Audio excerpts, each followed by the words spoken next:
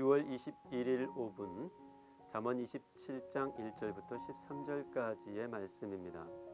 오늘 본문은 자랑과 칭찬에 대한 언급으로 시작을 하는데요. 너는 내일 일을 자랑하지 말라. 이게 첫 구절입니다.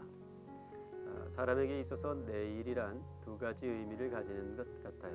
첫째는 희망이죠. 지난 주일에 이길승 목사님께서 다녀가셨죠.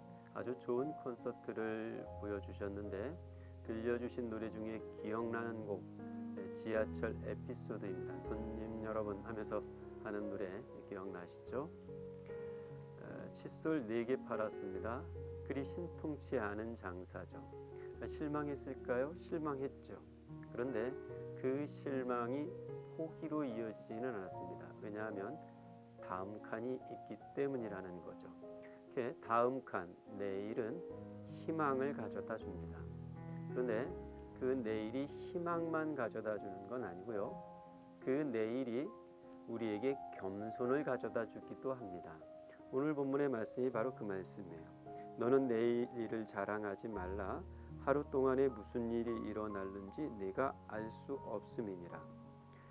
오늘 하루 어떤 일이 일어날지 우리가 다 알 수 없죠.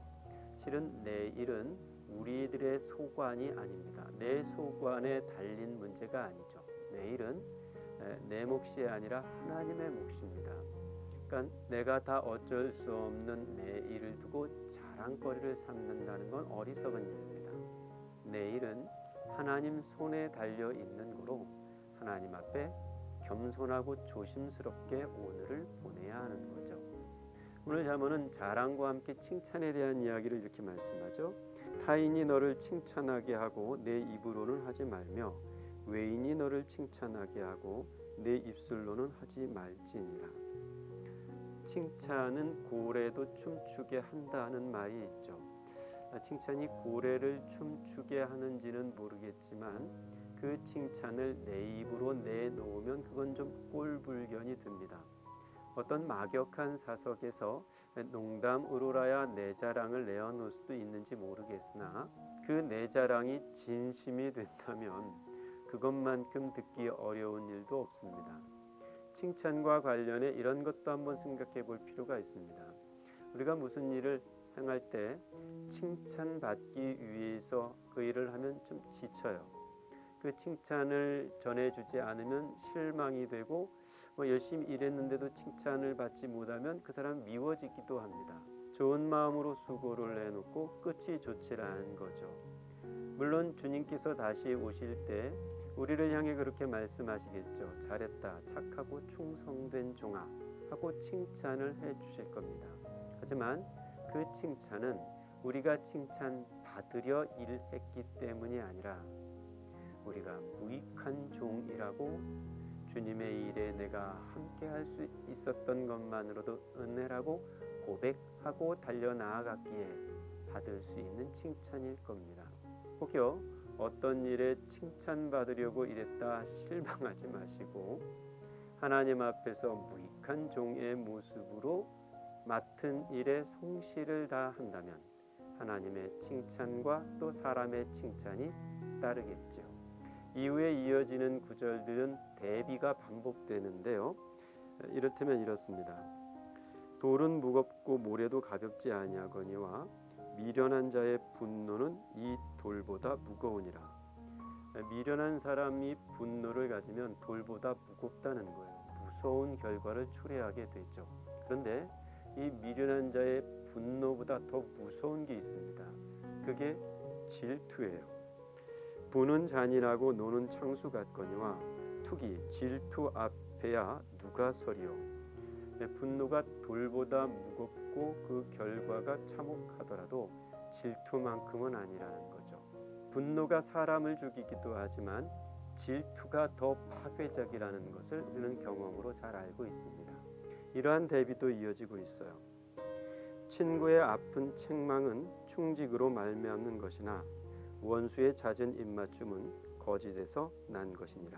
그래서 면책이 숨은 사랑보다 낫다. 드러난 솔직한 훈계가 감추어진 사랑보다 낫다고 잠언은 말씀합니다. 인간의 본성은 정직한 훈계에 불편하고 거짓된 입맞춤에는 달콤해합니다. 그것이 우리의 악한 본성에서 비롯된 것인지도 모르죠. 지혜롭다 하는 것은 지금 내 입에 달달한 입맞춤보다 눈앞에서는 쓰지만 그러나 참으로 나를 유익하게 할 면책, 그 훈계에 귀를 기울이는 것이겠습니다. 대비되는 말씀 한 가지를 더 읽어보겠습니다. 배부른 자는 꿀이라도 싫어하고 줄인 자에게는 쓴 것이라도 다니라. 그렇죠. 배부르면 뭘 먹어도 맛있질 않습니다. 어느 좋은 식당 뷔페에 가면 그 음식을 다 먹을 것 같지만 그러나 배가 차고 나면 더 거들떠 보지도 않게 되는 거죠. 그런데 배고픈 사람에게는 작은 음식 하나도 달게 먹을 수 있습니다. 그러니까 이게 참 재미있는 말씀이죠. 배부른 게 더 행복할까요? 배고픈 게 더 행복할까요?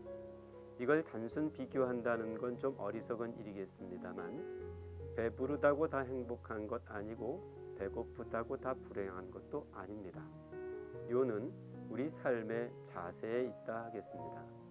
눈앞에 상 차려놓고 그 상 안에 든 음식을 개걸스럽게 먹어치우는 것을 삶의 낙으로 알고 산다면 그 낙은 머지않아 고약한 트림처럼 냄새를 풍기며 사라질 겁니다. 하지만 조금 부족하더라도 지금 여기 이 밥상에 소박한 것들을 달게 먹을 줄 아는 비결을 가진다면 그 삶의 방식으로 다시 하루를 맞는다면 어쩌면 천하의 권세가 부럽지 않은 가장 행복한 사람으로 살 수도 있는 것이겠습니다. 다시 월요일 아침이 밝았습니다. 잠언의 이 지혜의 말씀을 따라 하나님께서 우리에게 내주시는 더 나은 삶의 자리를 잘 찾아갈 수 있기를 바라요.